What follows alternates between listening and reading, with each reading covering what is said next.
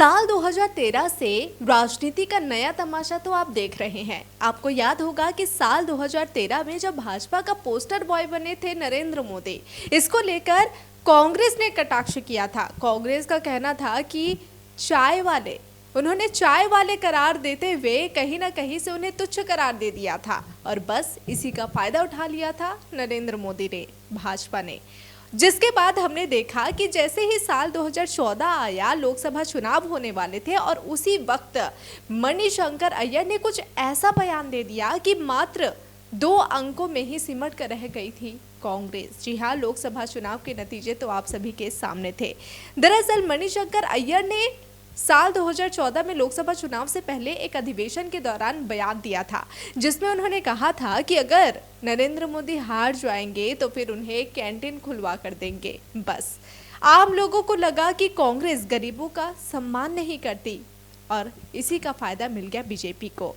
हमने देखा कि आम लोगों का जो झुकाव था वो धीरे धीरे बीजेपी की तरफ जाने लगा, क्योंकि उनके दिमाग में ये बात आ गई कि शायद कांग्रेस गरीबों का सम्मान करना नहीं जानती, उन्हें अपमान करती है, तुच्छ करार दे रही है, नरेंद्र मोदी को चाय वाला कह दे रही है, यहाँ तक कि कैंटीन खोलने की बात कर रही है अगर वो हार जाते हैं तो।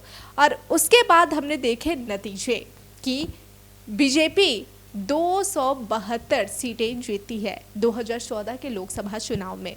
और बस अगला जो चुनाव आता है साल 2019 में भी हमने देखा कि किस तरह से जब हर घर मोदी हर मोदी का जो नारा उन्होंने लगाया था और उसके बाद उन्होंने खुद को देश का चौकीदार कहा था, तो बस नरेंद्र मोदी को देश का चौकीदार कहे जाने को लेकर कांग्रेस ने एक बार फिर से उन्हें लेकर कटाक्ष कर दिया और उन्होंने कहा कि चौकीदार चोर है।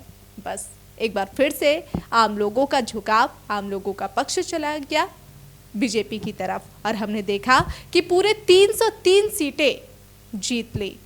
और हमने देखा कि साल 2024 में जब एक बार फिर से जो लोकसभा चुनाव होने हैं और इससे पहले भी जो सियासत गरमाई हुई है वो राहुल गांधी के एक नए बयान को लेकर। जी हाँ, हम बात कर रहे हैं शक्ति पर संग्राम।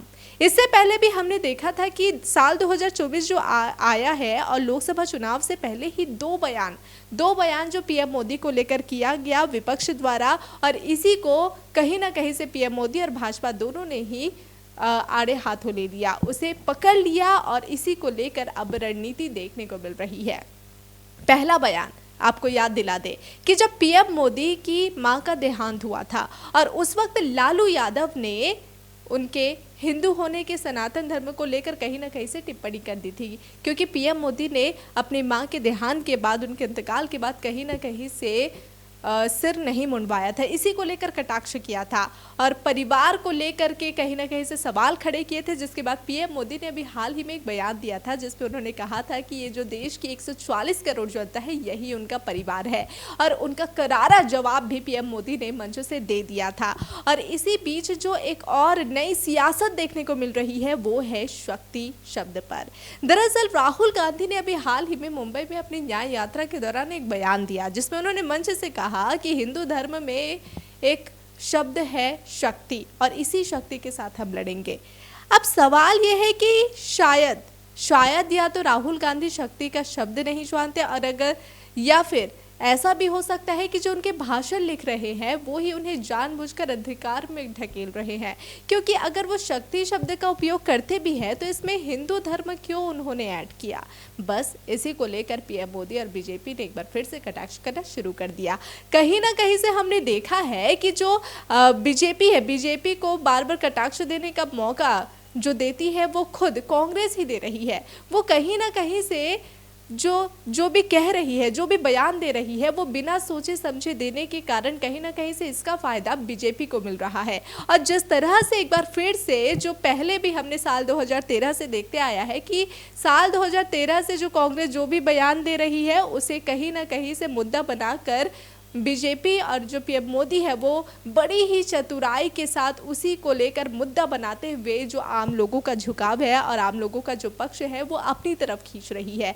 और जिस तरह से अभी जो नया संग्राम देखने को मिल रहा है, जो 2013 के लोकसभा चुनाव, 2019 के 2014 के जो लोकसभा चुनाव थे, 2019 के जो लोकसभा चुनाव थे, और उस वक्त जो बयानबाजी के कारण जो आम जनता का झुकाव बीजेपी की तरफ गया, और इस वक्त जो साल 2024 में एक ही परिस्थिति जो हमें एक बार फिर से देखने को मिल रही है, तो क्या आम लोगों का झुकाव अब धीरे धीरे पीएम नरेंद्र मोदी की तरफ एक बार फिर से जाएगा? क्या बीजेपी को एक बार फिर से जीत हासिल होने वाली है? इस पर सभी की नजर टिकी हुई है।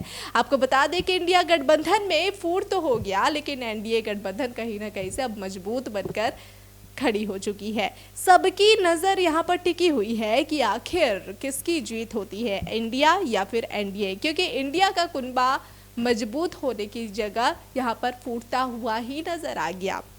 हमने देखा कि जो इंडिया गठबंधन का निर्माण किया गया था कि केंद्र की सत्ता से बीजेपी की सरकार को हटा सके, लेकिन वही इंडिया गठबंधन कहीं ना कहीं से टूटता हुआ नजर आ गया।